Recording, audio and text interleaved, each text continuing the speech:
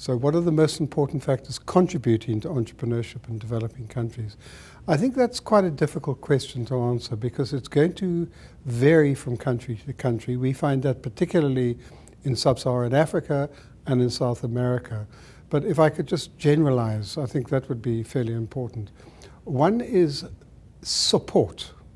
People tend to talk about what is important for entrepreneurial development being finance, but we found that that is secondary.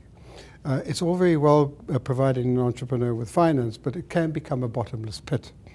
And unless you actually support them and give them business knowledge, you train them, you help them with their business decisions, then it's not going to grow. So that's one thing that certainly contributes towards entrepreneurial activity in a country. The second thing is, I think, is that you have to change the mindset. And in many countries, there's a particular mindset towards entrepreneurship. And this needs, you need people like role models, you need support from newspapers, which is absolutely critical. We just found out, for example, that in the Caribbean, countries which IDC are actually supporting, that the support done by the media is very high, whereas in sub-Saharan Africa, it's not. So that's another contributing factor. And then we can start to talk about finance. And many of the entrepreneurs complain about the lack of finance. The banks don't want to give them money.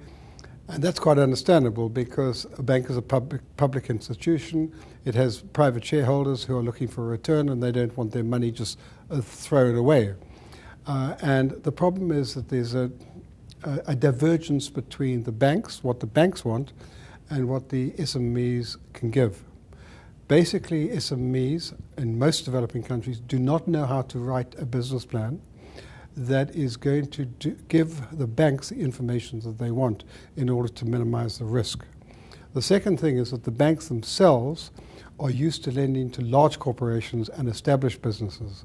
So when a small SME that's starting to develop wants money, they're reluctant to lend it to them. And that's one of the problems that we face.